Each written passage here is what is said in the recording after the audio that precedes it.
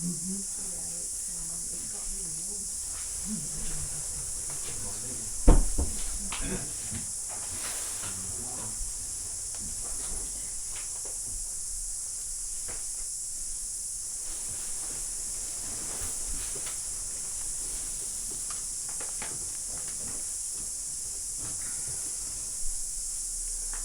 morning.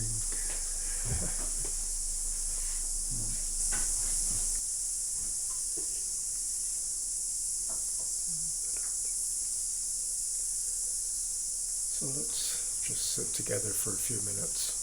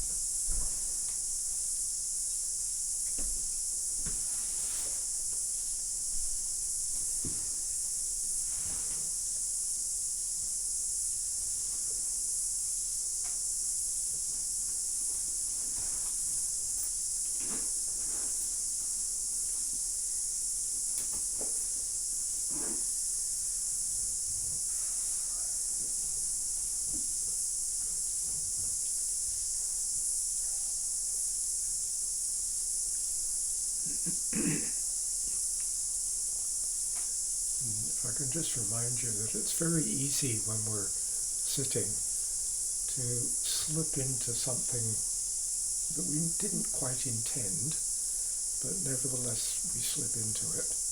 And that is that we're going to sit and go somewhere. We're going to go to somewhere better. We're going to improve. We're going to become still. We're going to become different. But I'd like to invite the possibility of, instead of doing that we do something which is much rarer, which is just to sit down into the immediacy of what's happening in all its fullness. Not my imagination of what's happening, not my explanation of what's happening, but a kind of generative, you could think of, Maturana used this term, like a generative process. It's like the whole universe is moving, right? A myriad different levels and domains and dimensions, right? From the tiniest micro that we can imagine to the largest macro that we can imagine. And everything is kind of shifting and changing and moving and responding to everything else. It's a generative process which has been going on before we were here. It's going on now, and it will probably go on after we're gone. It's just, right? And sometimes this is too much of an idea. It's a conceptual idea. So perhaps we can just begin by sitting down into the sensations, the tactile, kinesthetic sensations that we call breathing.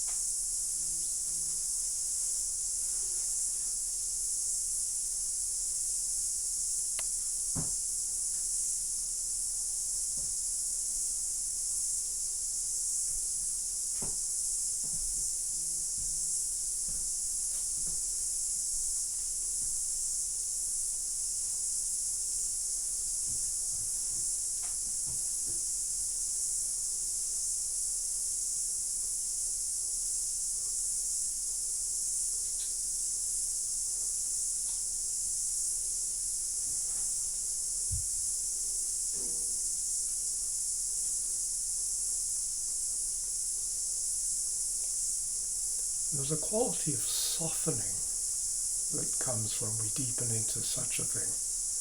There's a kind of a softening, right? Can we have a sense of breathing with our ankles? You hardly ever think of breathing with your ankles, or breathing with your toenails, right? Or breathing with your tongue, or breathing, right, with your cells or your organs. Your whole organism is involved in this rhythmic music of breathing. It's a kind of primordial rhythm of our dance. Right? It goes on day and night. It's not a good idea to stop this music.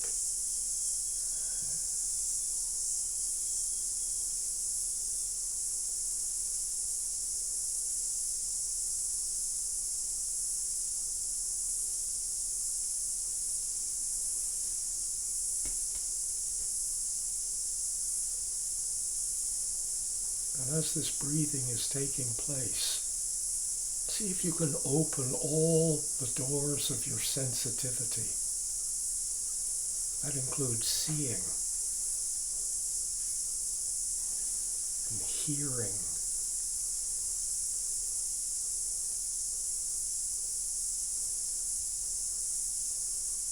and smelling.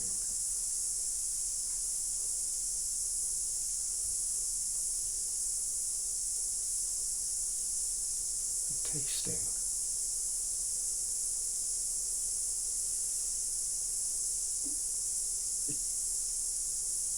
And thinking.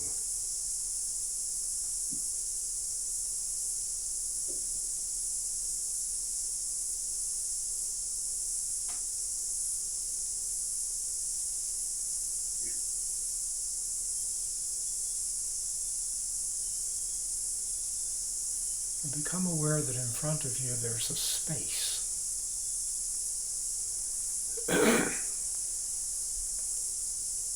You can see it. You can listen to it. You can smell it. Right? You can invite it to touch you. Right? So it's not just you going out there, but it's just like inviting it to touch you as you reach out to touch it. And this space, you can just lean forward. If you're sitting, at least lean forward and realize you can move into this space. Right? You can move within this space. And in this space, you see a number of living beings. There's trees or plants or people or pets or right things. Or if you're in a room by yourself, imagine you translucentize the walls. Go through the wall. And on the other side of the wall, there's bound to be, if you keep on going, you're going to find living beings who are engaged in their own music, breathing and responding. Right? So in front of you is a space of kind of sentient space that engages with you and you engage with. And then just for a moment, turn around and look behind you. Just check out what's behind you. Okay? And then just come back to your sitting and breathing. And realize that there's a space behind you as well. And in your mind's eye, right, translucentize that space and really feel a kind of almost like tactile kinesthetic sense of the space behind, which is not an empty space, it's filled with dynamic becomings which are relevant to your living. There are things creeping up behind you, right? Unbeknownst to you, there are situations and circumstances that seem to come up. So we're breathing in this space. And we look out to the right. In a similar way, we establish this sense of sentient space to the right.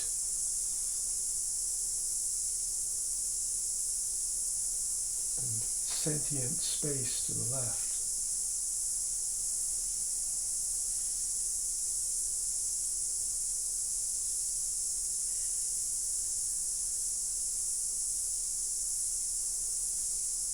And if you think this is too conceptual, listen to these spaces.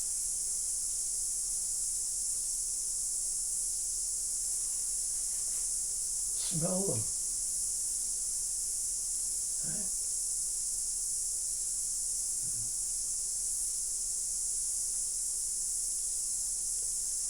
Glancing up and seeing there's space above you, and then translucentizing that space.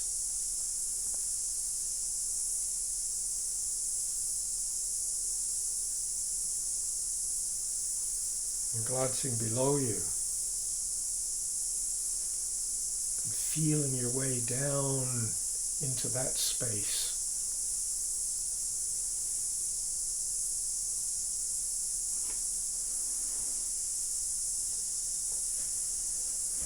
And see if you can encourage a willingness to engage with all the happenings of this space. Is it inside you? Is it outside you? There's a space of generation. This cresting wave of now generated through all this activity.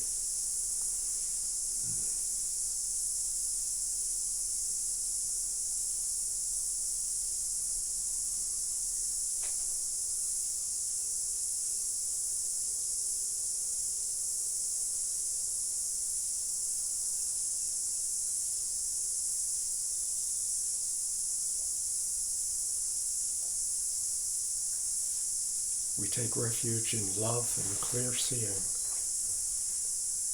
We live courageously in this world of birthing and dying.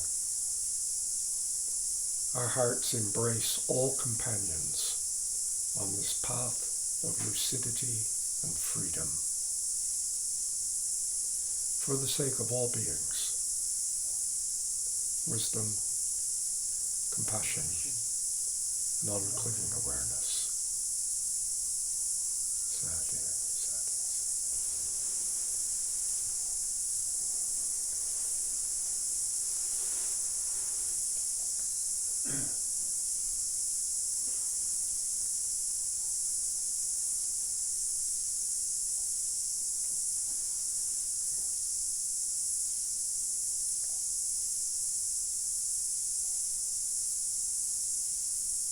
I'd like to begin with a reminder, right? These gatherings that we're now, this series of gatherings, if you like, that we're engaging with, are, in a sense, invitations to what I've been calling yogis of the natural world, right? Or beings who are having a certain maturity in a life of dharma, right? To invite such beings into an experiential exploration of love and clear seeing. And to do this, we're going to kind of use the lens, if you like. So it may be a strange way of looking at it, but we're going to use as a lens the Sadhana of Amitabha, Buddha Amitabha. And just to remind you, just in case you'd forgotten, right, that Buddha, right, this joyous budding, this buddha-ing, this budding,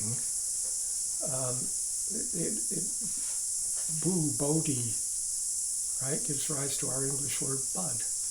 Budding, it's like a bud doesn't just, we say a bud is there, but a bud is in process. Right? But we rarely see the process. Oh, it's a nice bud, right? Or it's a nice flower. But it's actually, that flower's on the way to being compost. Right? And that bud is on the way to being flower. or maybe they're both on the way to being food for someone else. So there's a process, right? So we could call it a blossoming, right? There's a blossoming, right, of sublime understanding and love, right? This is Buddha Amitabha, right, who's sometimes called the Buddha of immeasurable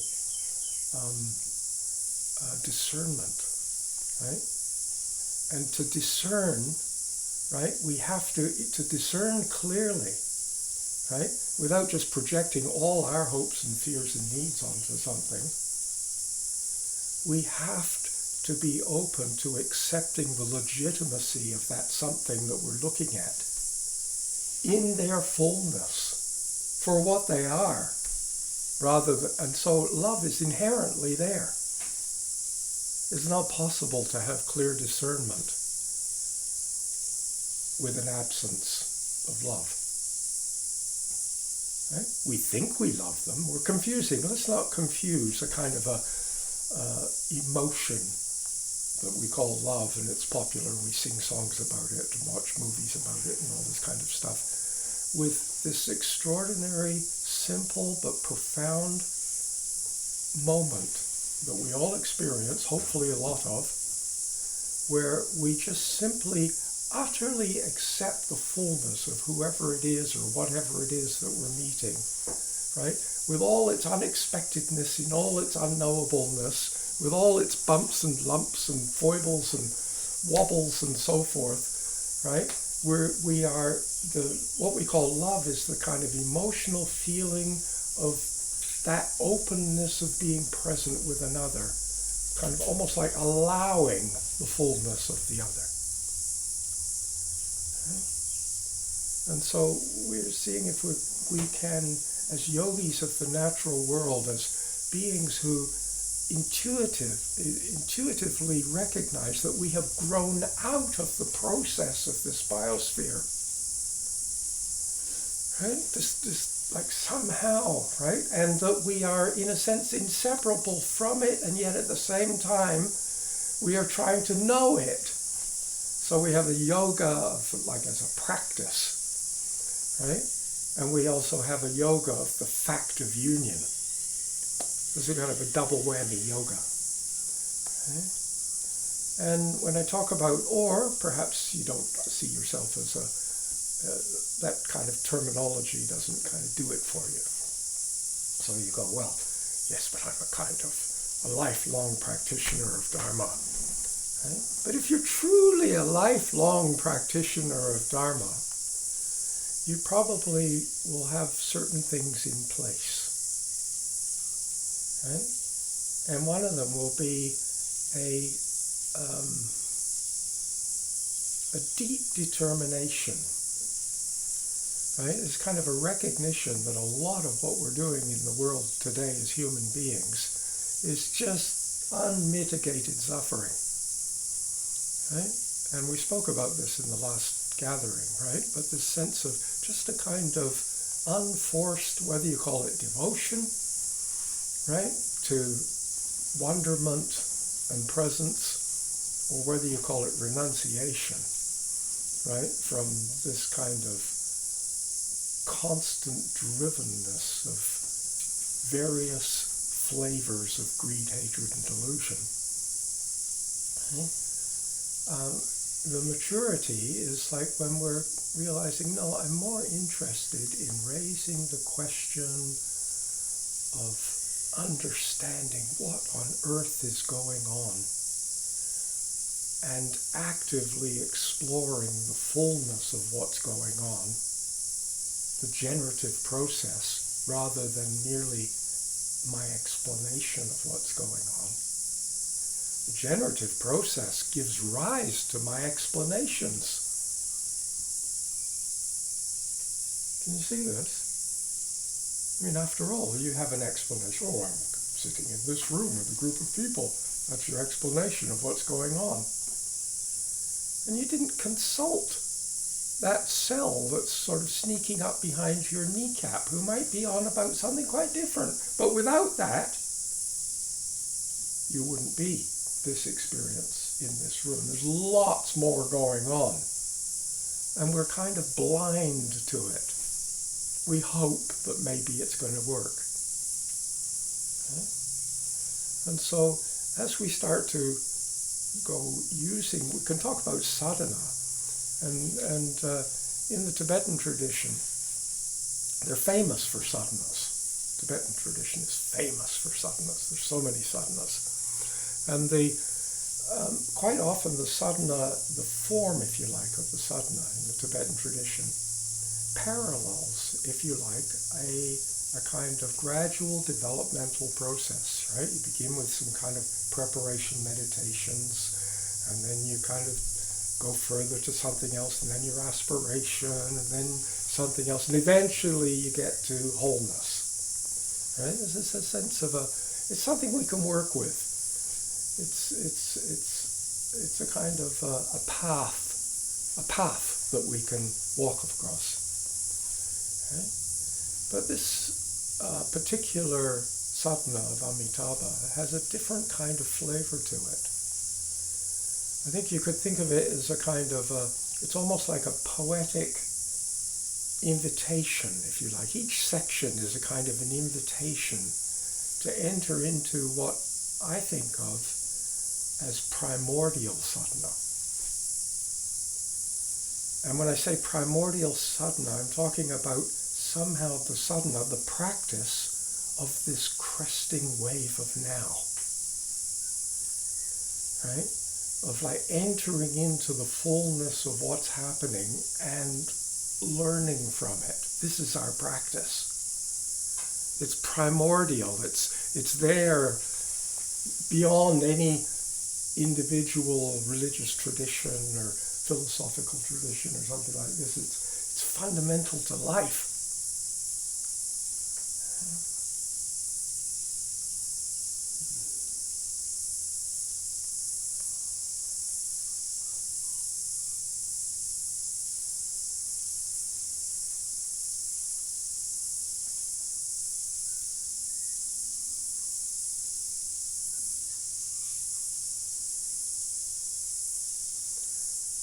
The beginning of our sadhana,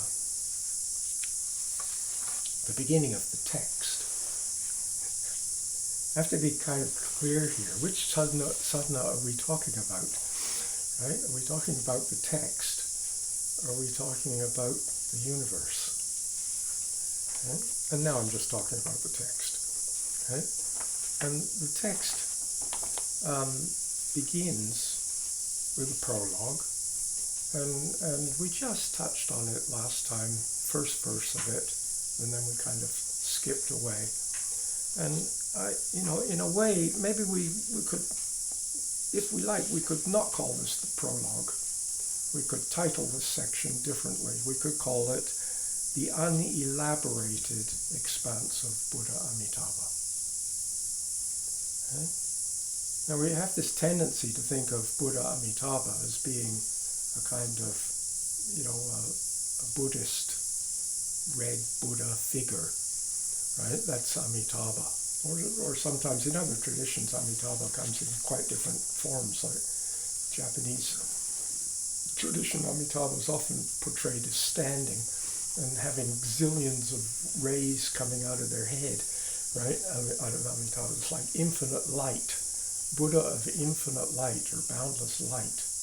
And there's boundless understanding, in other words. Deep, profound, sublime understanding, which is absolutely inseparable from love. Right? This is Amitabha. But we're talking, that's an elaborated form of Amitabha. Right? What's this kind of sublime understanding and love, this kind of dancing a universe into being? Maybe it was happening even before Buddhists walked the earth. Can you imagine such a thing? Right? So we could think of this as this is the unelaborated expanse. We don't describe any Buddha figure here. Okay? And in this section, we have some mantras which some of you will not be familiar with. We have Om, Ah, Hom. And traditionally, particularly in Tibetan Buddhism, Om, Ah, Hom is sometimes called the root guru mantra, right? Because it's kind of an intimation, it's a reminder, if you like, of something profound. And I would like to suggest that if you're working with this, and you're not particularly familiar at all with working with Om, Ah, Hom and so on, I would like to suggest you forget it. Leave it out, right? Just completely leave it out, right? Because you see, this text is to help you find something meaningful. And I need to make a little detour here, in a way, but it's quite often people will read the text and they'll go like this. They'll be going, oh, I wonder what that means.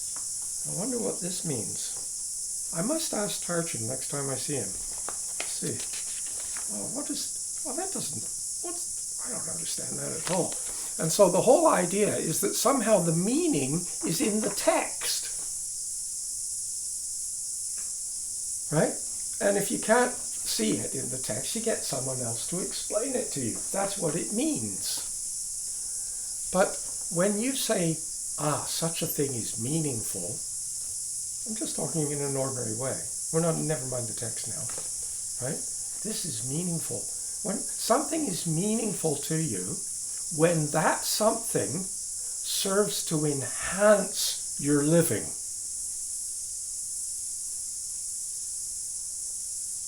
And if it doesn't enhance your living, for you, it feels meaningless. Does this ring a bell to you? Do you relate to this? I'm trying to speak in really ordinary language, right? Something is meaningful to me because this something, whatever that something is, it might be a concept, it might be a movement, it might be an activity, it might be a relationship, but whatever that is, right, engaging with that enhances my living. And what I mean by enhances my living, it strengthens my ability to meet with the unknown as it continuously arises, because none of us know what the next moment will be. Right? Living involves meeting with the unknown.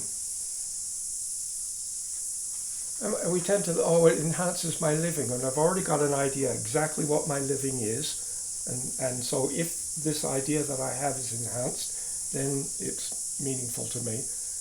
Yeah, but actually, that's not living. That's just a tiny little bit of living. Right? So the idea is that I want this text. If this text is not meaningful for you, then really the most valuable thing you can do is to find and engage with what is meaningful for you. End of story. Okay? But this is kind of assuming. So this is the reason why I'm saying this is because the Om, Ah, Hom are what we call bijas. Bija means seed, right? It's a seed syllable. It's a syllable. It's Ah, Hum, Om. What does it mean?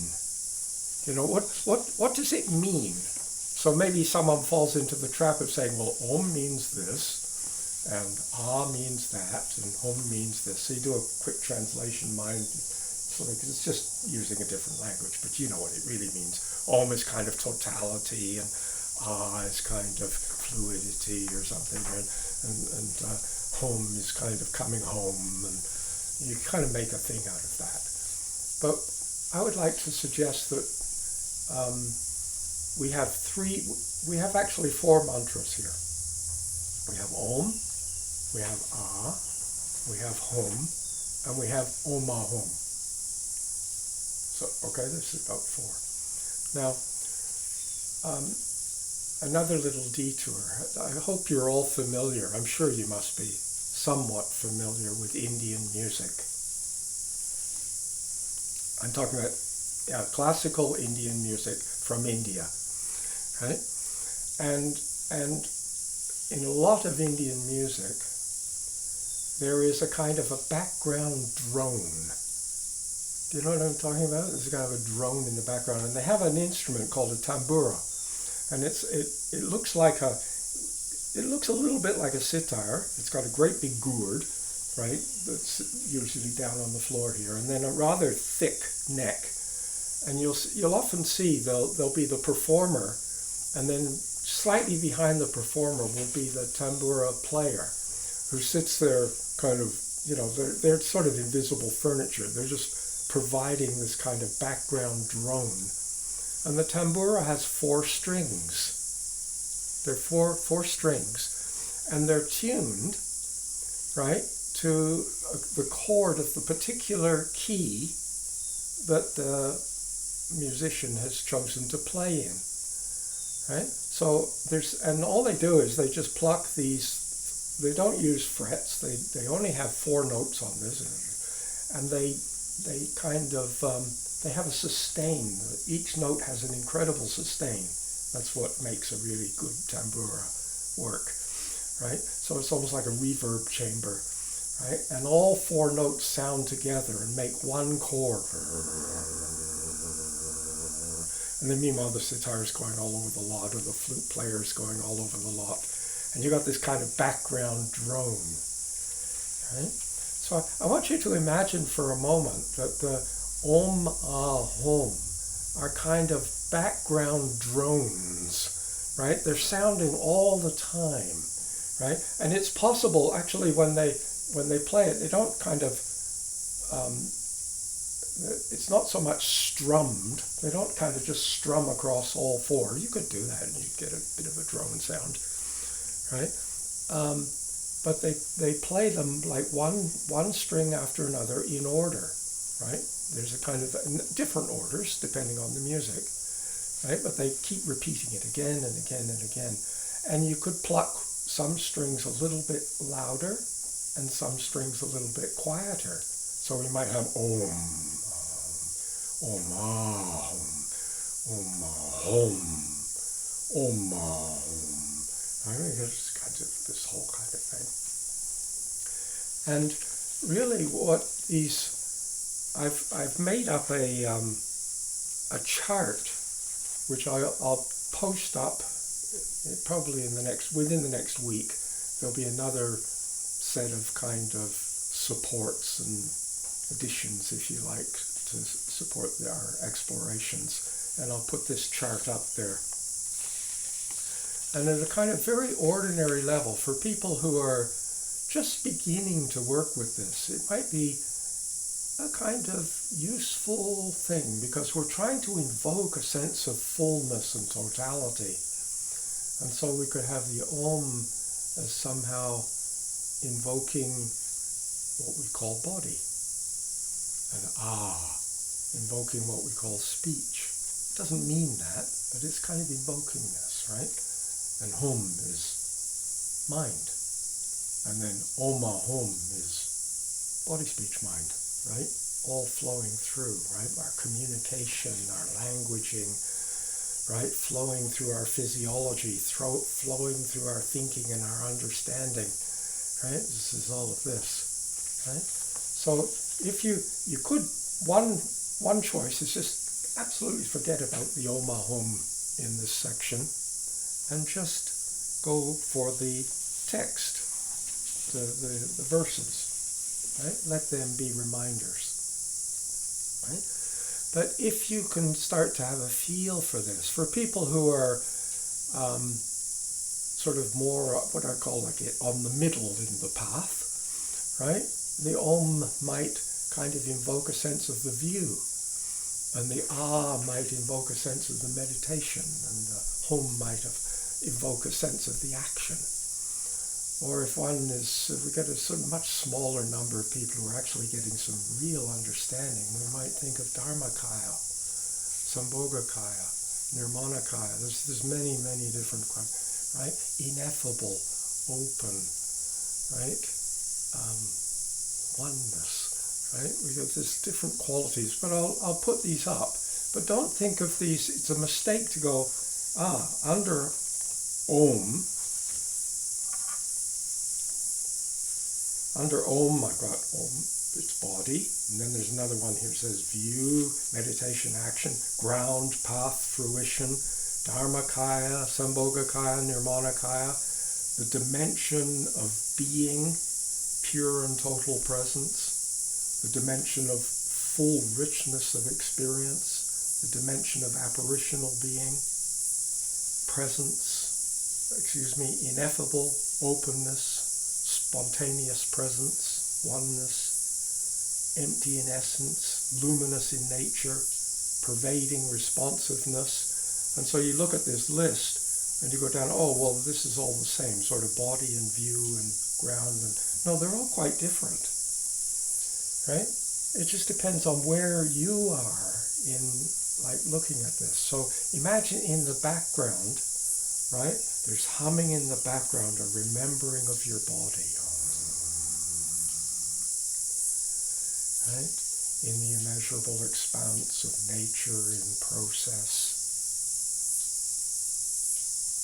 front, back, sides, up, down, in process, in the immeasurable expanse of nature in process, in faith and trust and wonderment, we give ourselves to this suchness, this seamless mystery of birthing, dying.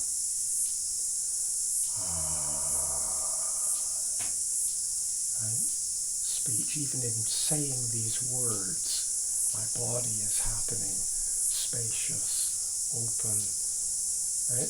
You get a sense of it in the background, right? Allow this to hum in the background like a tambura. It's just something to play with.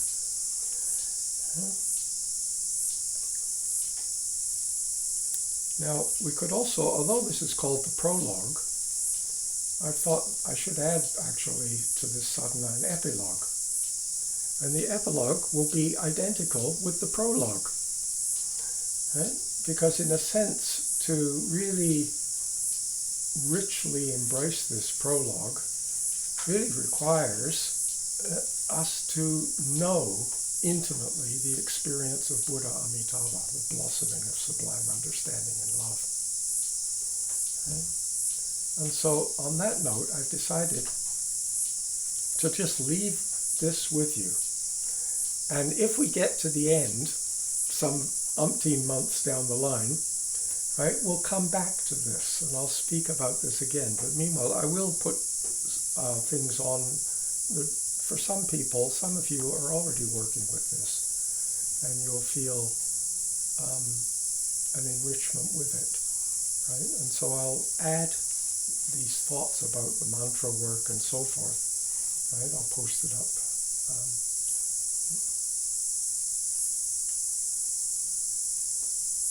Thank you.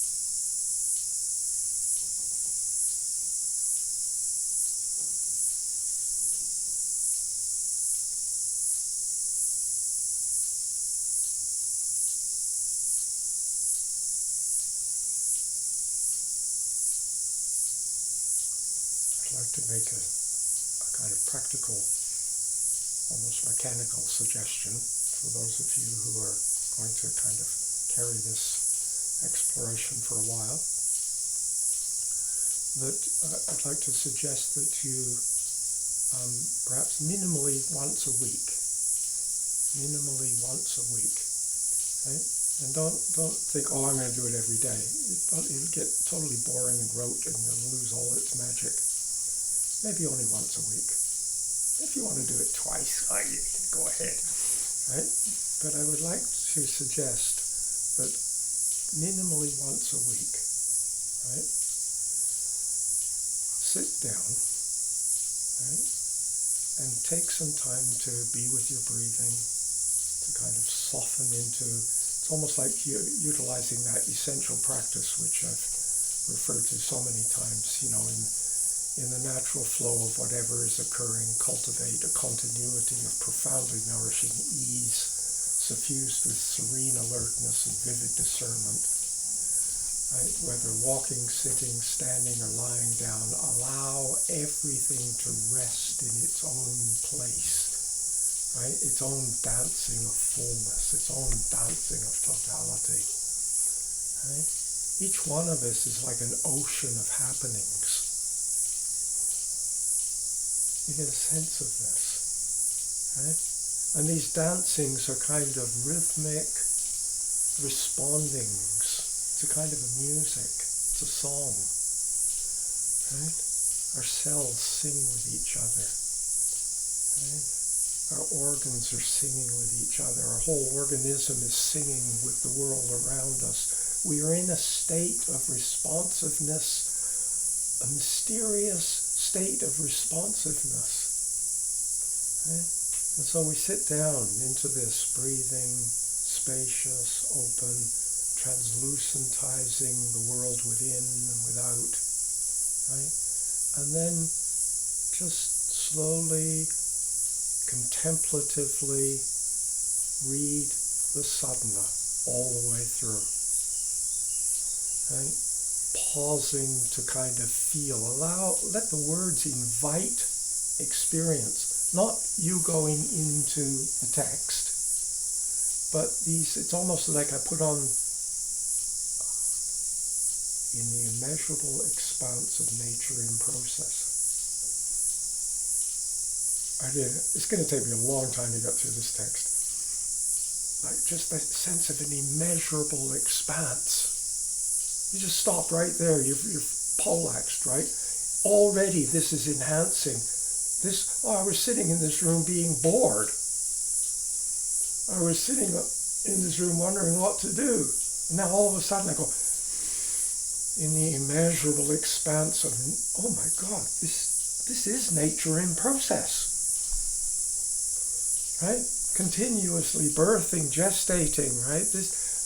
Allow the words, right, to kind of, as if they were like glasses you look through the lens into the immediacy of your living, rather than forgetting about the immediacy of your living to climb onto this vehicle called the sadhana. Okay? And so just to take some time, right? Just read through. If the mantra part, the Om Ahom is not your thing, leave it out. Right? Okay. And just pausing to reflect and then go on. And I'd like you to do this because we're going to be looking at all little pieces, it seems, as we go along. I want to kind of open up different sections and so on. Today we're going to look at ancestral ground. And we forget about how this whole thing fits together, but in actual, with deeper experience, you start to realize that each section, in a sense, invites us into a fullness. You don't have to go through all the sections to get to the fullness. The fullness is right there, potentially in the very beginning, the title. A blossoming of sublime understanding and love. Okay? So to get to, that's just a suggestion. I don't tell people what to do, right? And the reason why I'm saying this is that not to spend, you could say, yes, I'm doing a 1-year retreat on love and clear seeing using Buddha Amitabha, as if somehow, what am I going to do now? You think, oh, Amitabha, and I've got to start doing some Amitabha stuff. First of all, it'll become boring, right? Second of all, you'll find it won't engage you, right? Right? After a while, it's kind of, yeah, but what about this? Your life, your children, your work, the climate, right? Your relationship with the neighbor next door, right? Your health, whatever it is, right? Life, right? But we are using the primordial sadhana. We're using this sadhana to perhaps make our living feel more meaningful. Right? And so it's not necessary to spend all your time gazing at the sadhana and repeating it over and over again. Not this format.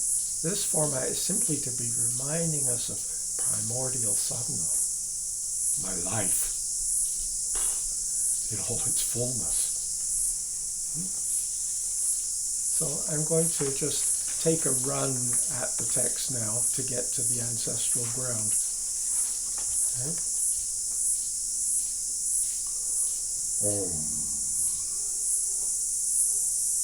Droning along in the background.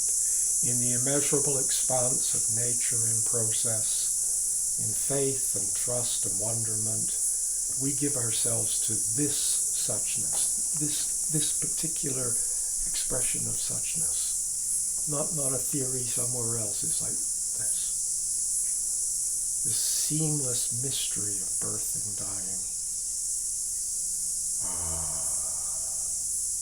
Spacious, loving, with feet solid in the earth, we nurture the hints at blessedness, the myriad faces and masks of luminous knowing.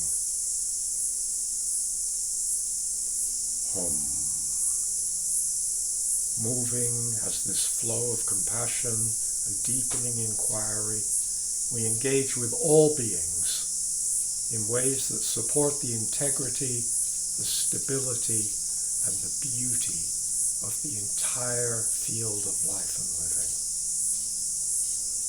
Om Hum. Om Hum.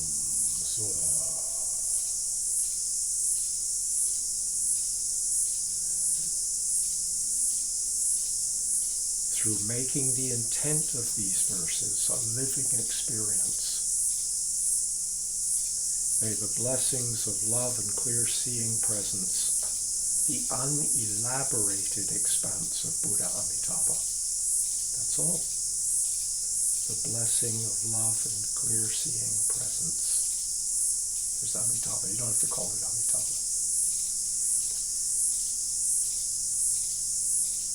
May it blossom in the heart minds of all sentient beings.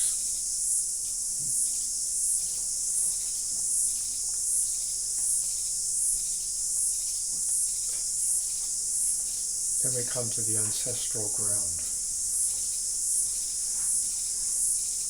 Contemplating the worlds both within and around you, this omnipresent ancestral ground.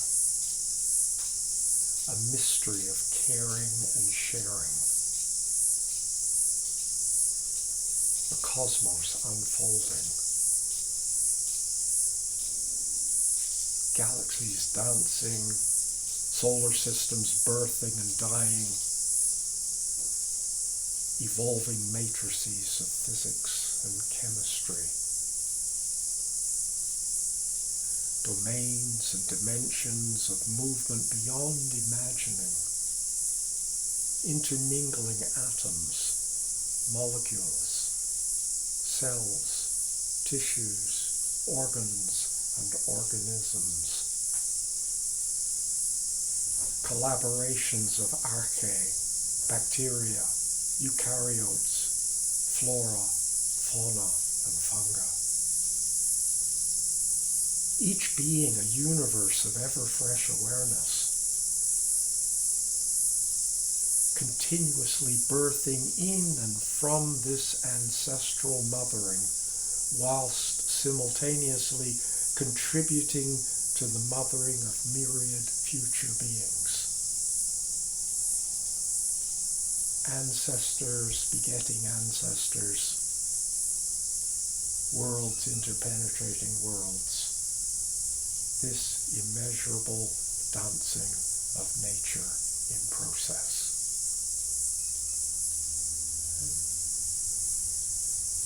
Now we could call this, right, contemplating interbeing.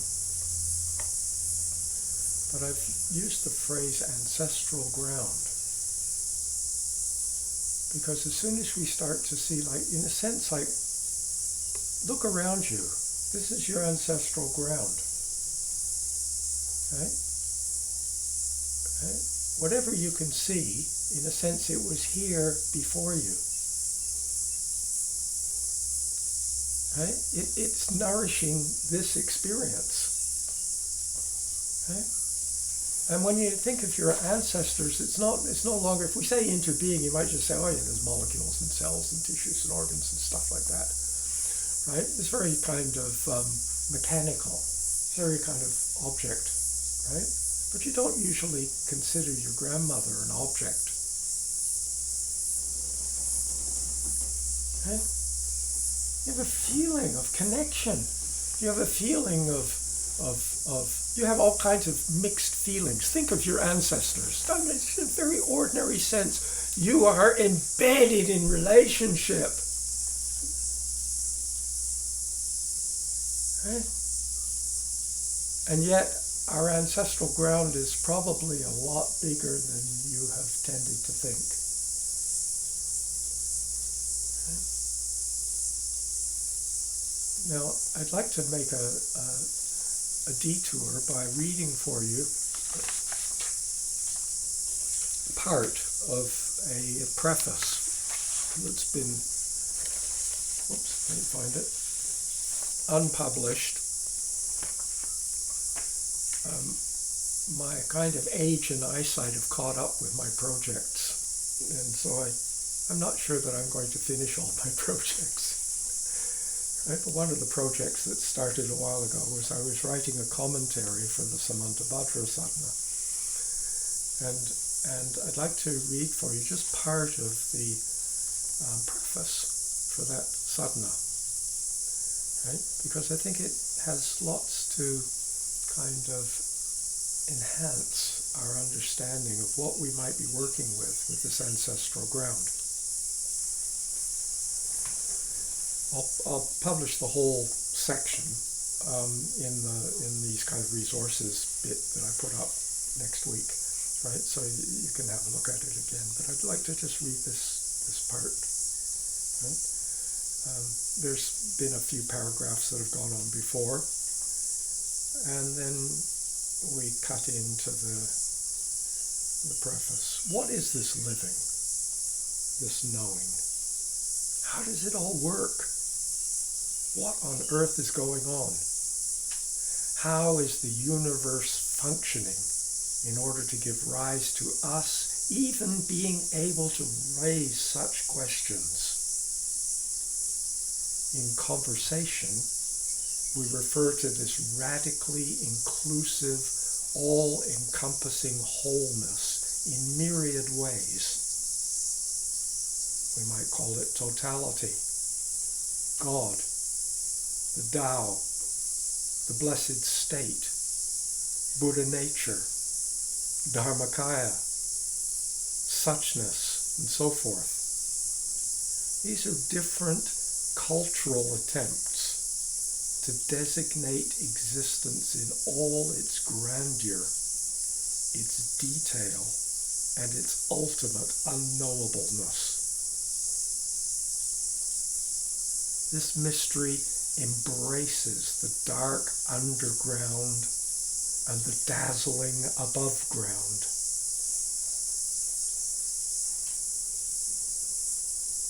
The unconscious and the conscious. The terrifying and the exalted.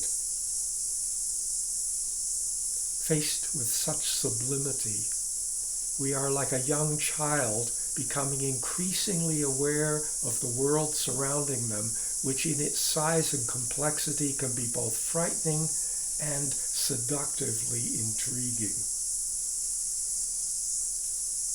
sages of old responded to such experiences with humble reverence and awe. So too do many contemplative scientists of today. Immersed in this space of knowing, we can realize that we are all brothers and sisters of creation in process, emerging from, cared for by, and returning to a cosmic parent or parents, a web of living that is everything and nothing, everywhere and nowhere, an expanse of continuous gestation, vast and mysterious and pregnant with potency. This moment.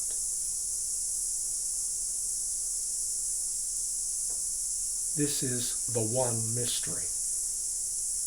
It's where we begin, it's where we live, and it's where we end.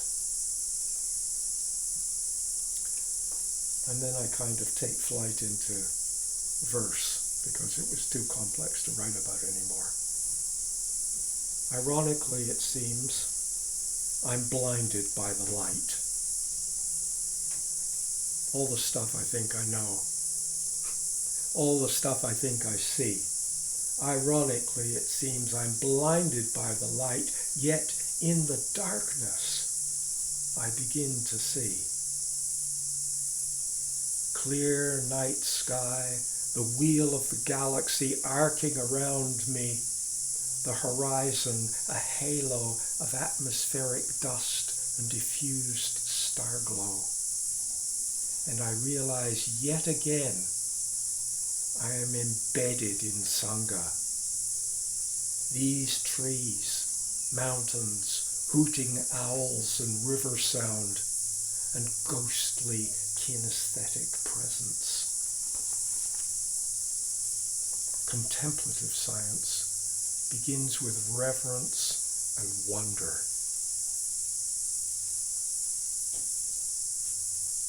Primordial sadhana begins with reverence and wonder. And a mysterious desire to understand. It begins as reverence in the temple of the universe, embedded in the galaxy, embedded in the sun, embedded in the planet. Right now, in this room where you're sitting, you are embedded in the galaxy. Right? Your imagination is a tool for exploring Dharma. Right? Your imagination is not a defilement keeping you away from reality. Right? Can you just sitting here, just for a moment, do you imagine, look down through the floor, look down through the earth, look down on the other side, pop out the other side of the earth, and what do you see? Stars. We're embedded in the galaxy, we're embedded in the sun. Right? We go, well, the sun's, I studied it in high school in Canada, and they said it was 96 million miles away. How can I be in the sun? Right? And yet we talk about the solar wind, that pushes out, and it reaches the end of our solar system, is where the sun's, the kind of push, if you like, of the rays of the photons of the sun kind of push up against the photons of some other sun, of some other star, right? And so that's the edge of the sun. And inside there, the reverberations of the rays, the sun extended, gets thin. We're embedded in thin sun. But after all, it's enough to power the planet. Right? It's enough to power all the photosynthesis. Right? I look out, and in my mind's eye, I see the vastness of space. I look in, and through eyes of anatomy, histology, chemistry, and physics, I see nearly as far in as I can see out, and I wonder, who am I?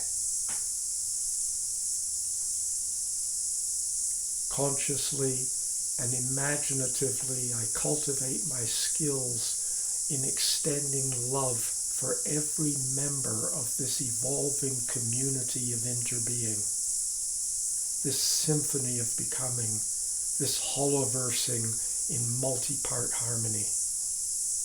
We breathe together,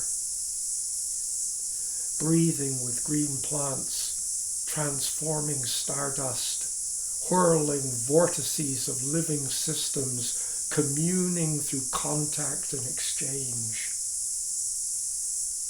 I cannot live without you, each and every one of you. My immediate mothering, fathering, brothering, sistering Sangha, a family of burgeoning life. Visualizing living on a sphere. Rain and apples falling inward.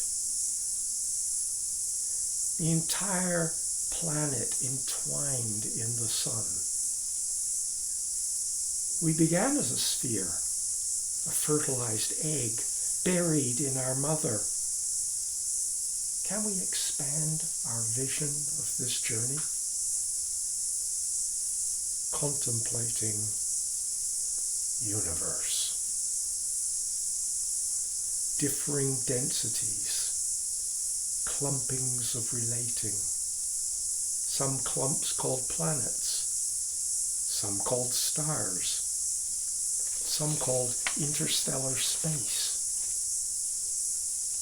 Clusterings of clumpings, whirling presences of specified autocatalytic chemistries, linkings and linkings of linkings, rosaries of reflective process, garlands of flowering flowerings, richer and richer detail, more and more prolific, hummings of autopoiesis, the dawning of responsive awareness, awaring itself into existence, and now telling this story, contemplating embodiment, a process self-contemplating, a universe of interresponsive densities of knowing in action. Gyres of form appearing and disappearing, flowings of becoming, this river of living, a-cappelling symphonies, jazz combos, folk groups, rock bands, marching drums, choral groups, choirs and orchestras, interweaving gatherings of gathering, a continuous, fantastic extravaganza of improvisation. The whole universe is just jazz in process. Linking and adapting, conserving and stretching out on a limb, ecstatic in the risk. Advancing and retreating, communion everywhere, reverberating stories, songs coalescing, shapings of shaping in form and knowing and beyond forms of knowing. And arising in this dance are concepts, beginnings and endings, birth and death, self and others, matter and mind, health and illness, these mysteries, opaque and thing-like, this torrent of musing music, contemplating this contemplation and feeling this privilege, this blessing, this indescribable suchness, releasing in contemplation, surrendering in all dimensions.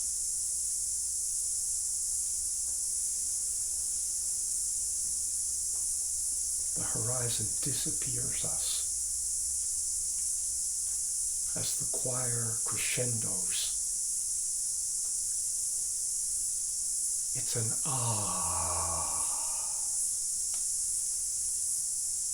And then, like Wittgenstein, falls silent into the music. And so a yogi of the natural world enters the inconceivable, dancing in stillness.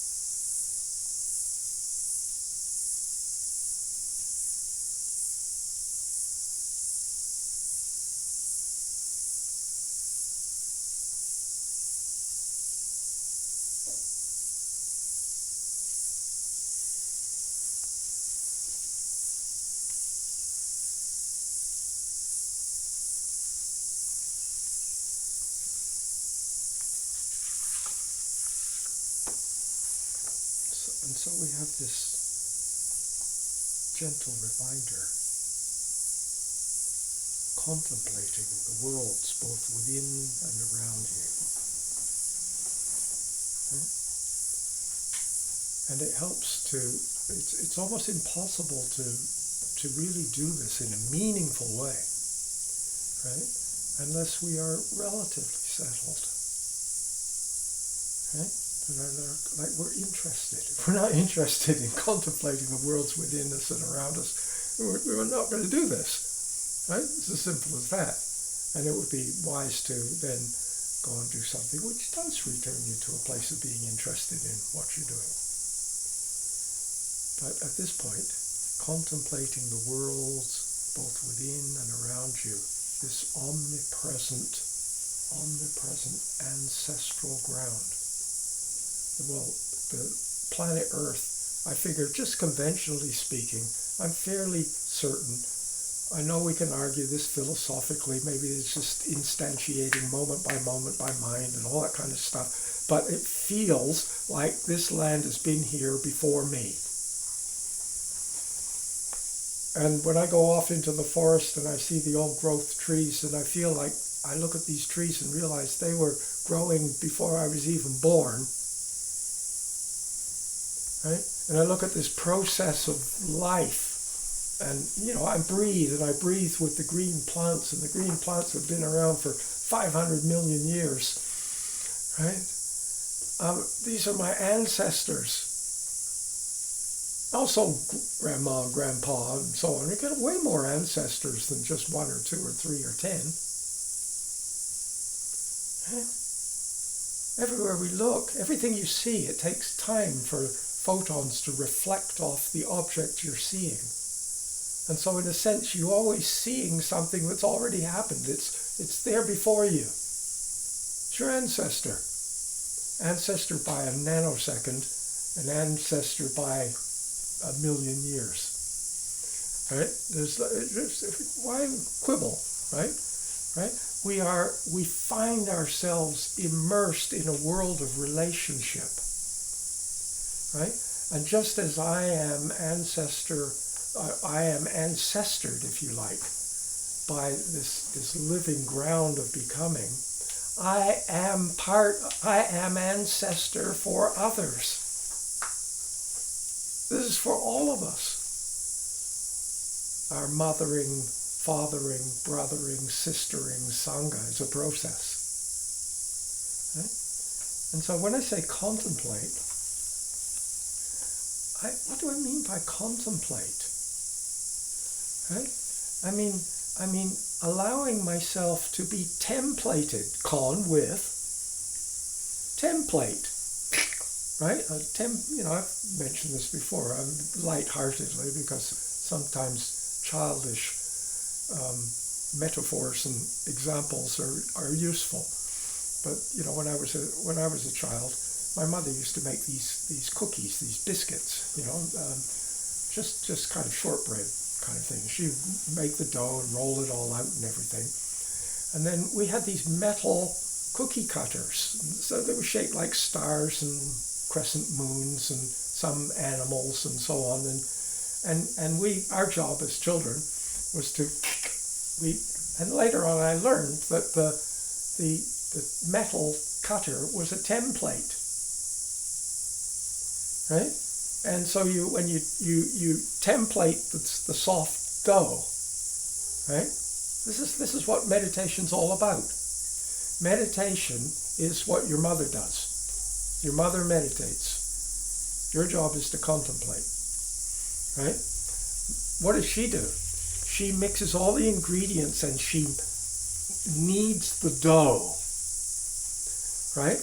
Until the body and the speech and the mind and the memory and the empathy and the skandhas and the this and that, whatever divisions you find yourself, are all kind of there, and they're mixed together in a kind of a wholeness that is something different from any of the individual parts, right?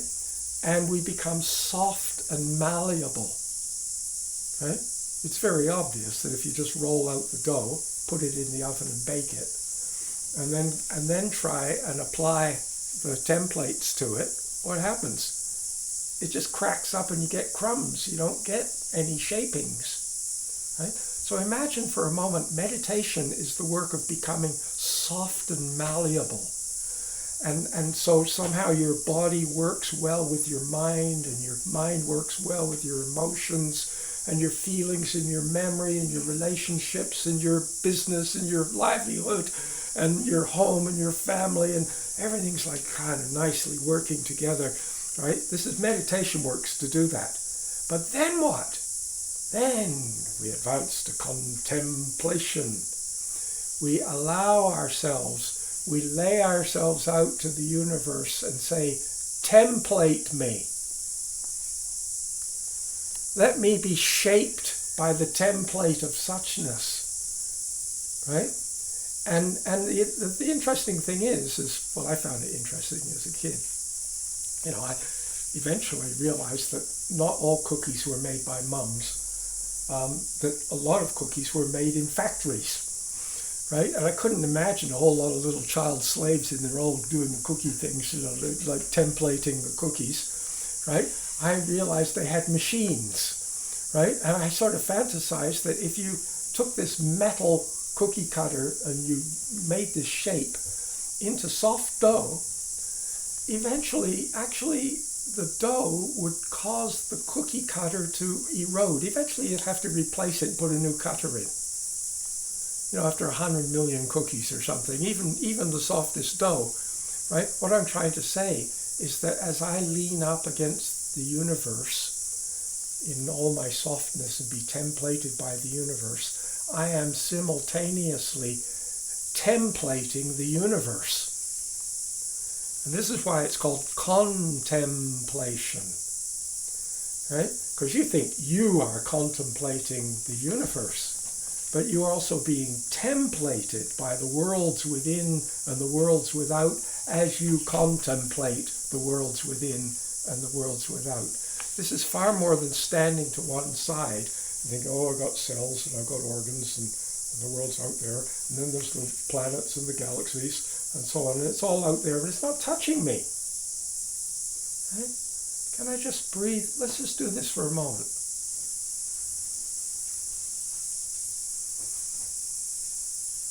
Very, very quickly, right? Right? You need to meditate. You need the dough. Right? This is a whole new idea of needing to meditate. K-N-E-A-D. Need. You need to meditate. Right? You got to work with it. It's experimental. Yes, you've got forms. Yes, you've got structures that are kind of get you started. But ultimately, each one of us has to find our way. Right? So let's learn to meditate quickly. You can just feel a softening coming down through your whole being. Right? We can be skilled in this. Soften outwardly, inwardly. Right? And then allowing the so-called the worlds within, whatever worlds within you find, depending on your education. right? If you don't know anything about eukaryotes, you'd leave them out. You work with the worlds within which are meaningful to you, right?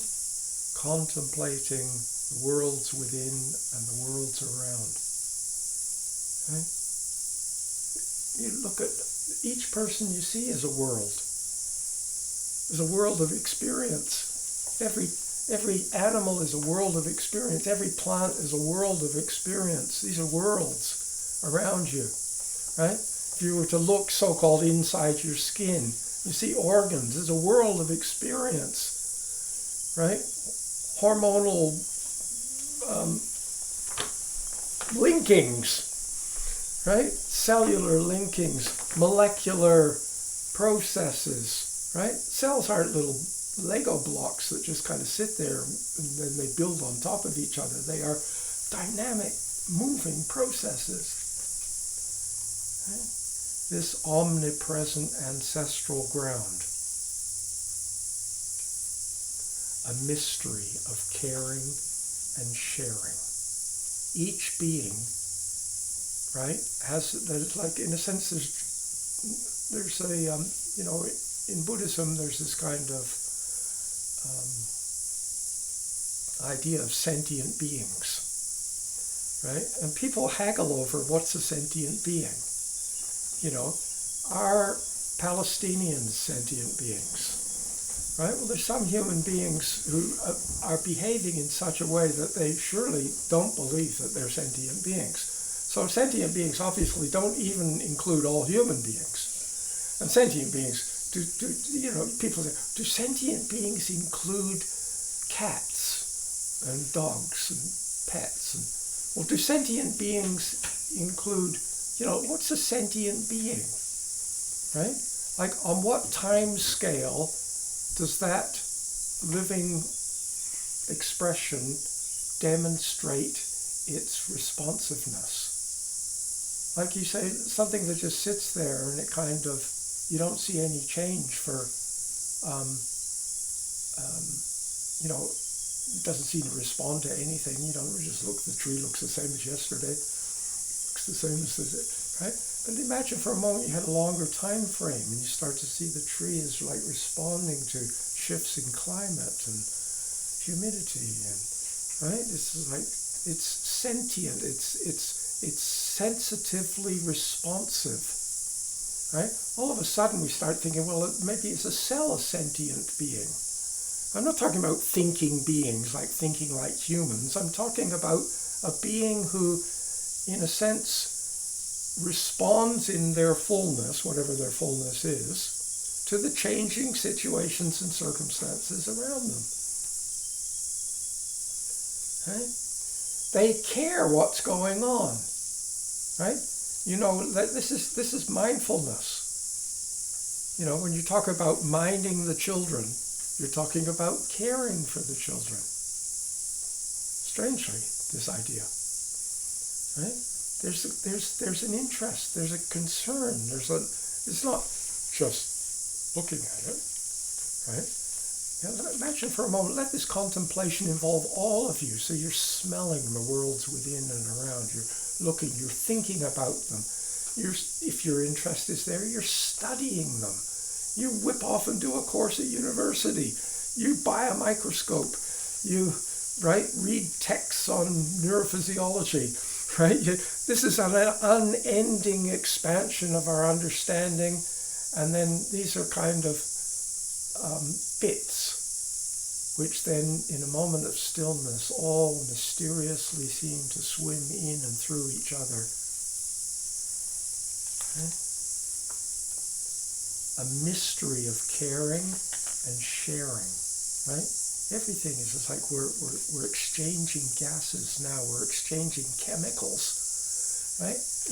Everything is actively caring and sharing. Those insects care what's going on around them, right? And they're unintentionally sharing, perhaps, right? But without them, we wouldn't be hearing all this. Can you people hear the New Zealand insects? over the screen. It's a bit quiet, right? But they're there. We're surrounded. We got bazillions of cicadas right now. We got an orchestra, a symphony of cicadas, right? And if it gets really sunny and hot, they get very loud. Right? And without those, we wouldn't be hearing. They're sharing, in a sense, their presence with us through their sound. We're sharing and we, all of us, caring and sharing, we're sentient beings, our ancestors. Just this is transforming our sense of being in the world.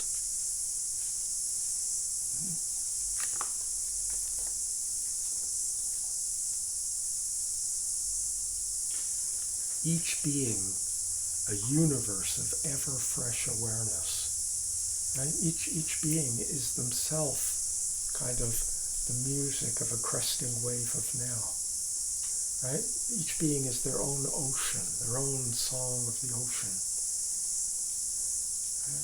Continuously birthing in and from this ancestral mothering while simultaneously contributing to the mothering of myriad future becomings.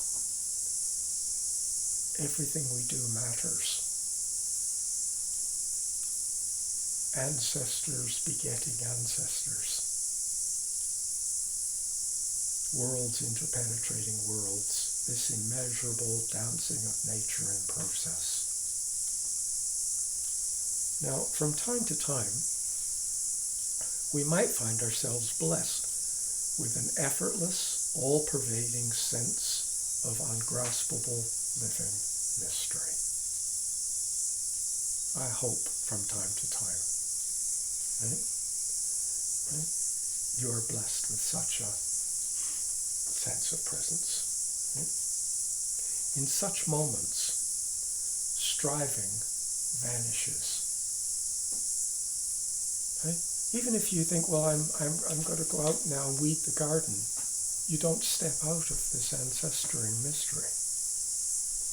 There's no sense of striving, it's just the next moment. It's this cresting wave of now. Right? There's no point in trying hard to be now.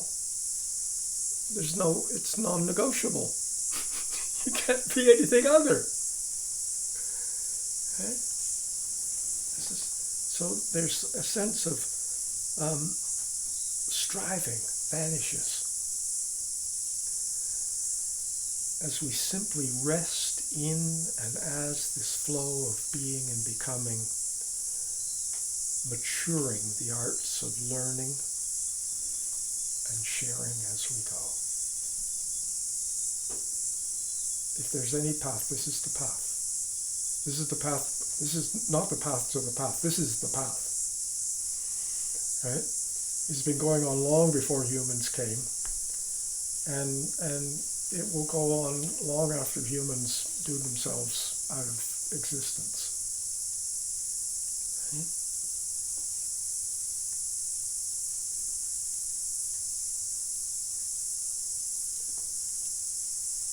I'd like to finish by sharing with you a poem by Patian Rogers, one of my favorite poets.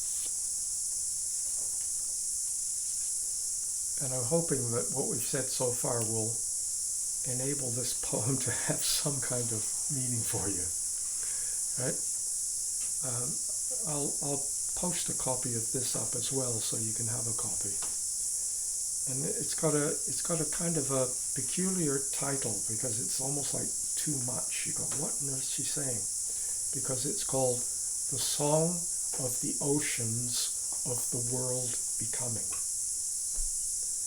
Right? So as if somehow, just consider for possibilities, it's like the song of the ocean. The world is made up of oceans. Oceans of sentience.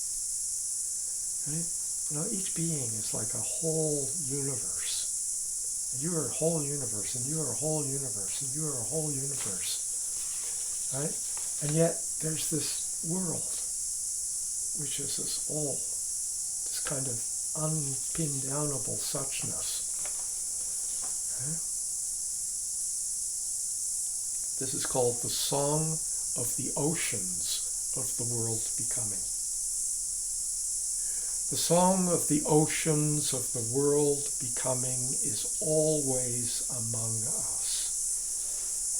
It arises over and over from the oceans of the grasslands, rippling like shifting waves of orange autumn sorrel, green May barley.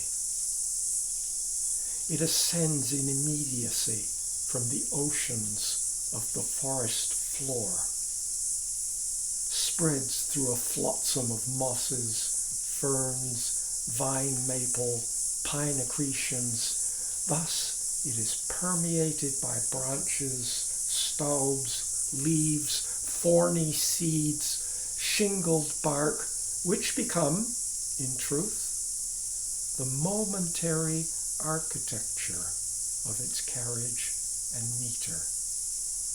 This song of the oceans of the world becoming. Smelling slightly of salt, wet weed and sea sand. Down comes this song again and again like a tidal blue surf of the skies. Down from the floating black depth of the stars. It swirls like channeled winds flooding rock caverns, like lolling swells of winter in whiteout. It engulfs with daylight, spilling around and throughout a solar deluge of summer. The song of the world becoming in its expanse and bottomless height can nonetheless gather wholly into one molecule. On the tip of one tentacle of an anemone attached to the rim of a low tide rock and briefly balanced there. It is complete and prophetic in a gesture of light off the neon needle of a damselfly vanishing and reappearing above warm mud and water rushes. The song of the oceans of migrating caribou, flocking bats, goldfinches, of swarming honeybees, swarming suns and stellar dusts, travels beautifully, this song, with all the masses of its expanding cosmic horizons. Present in circular motions to the outer edges of the known universe, evolving, it is ancient, it is partial. So the song is becoming as the world becomes, and it can never leave us. For we are the notice in its passages, and we are the divining in its composition, and we practice in death the immortality of its nature forever.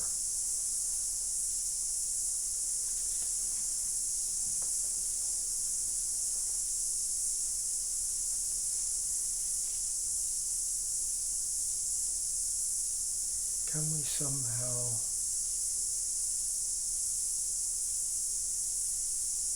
refine the art of listening to the song of the oceans of becoming that we are, that comprise our ancestral ground?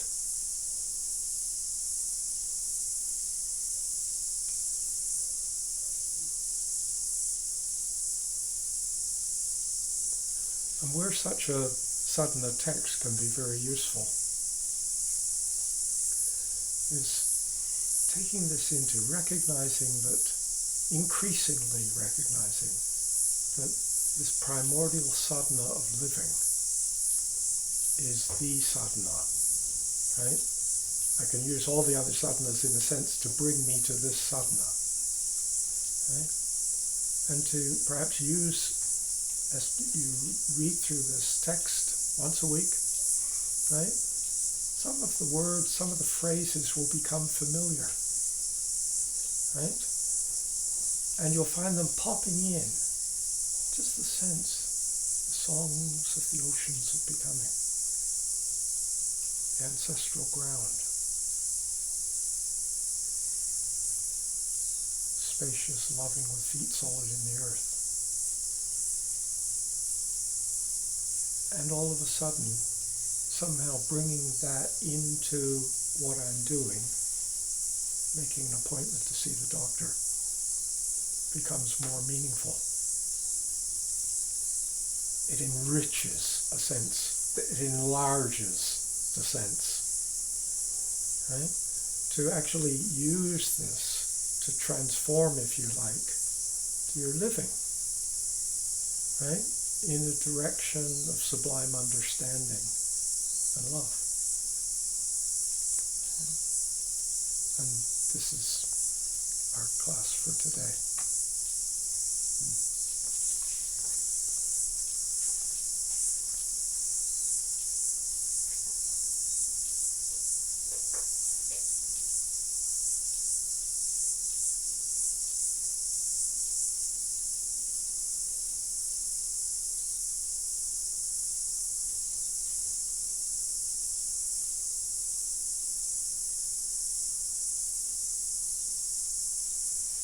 May the day be well, and the night be well, and the midday hours bring happiness too.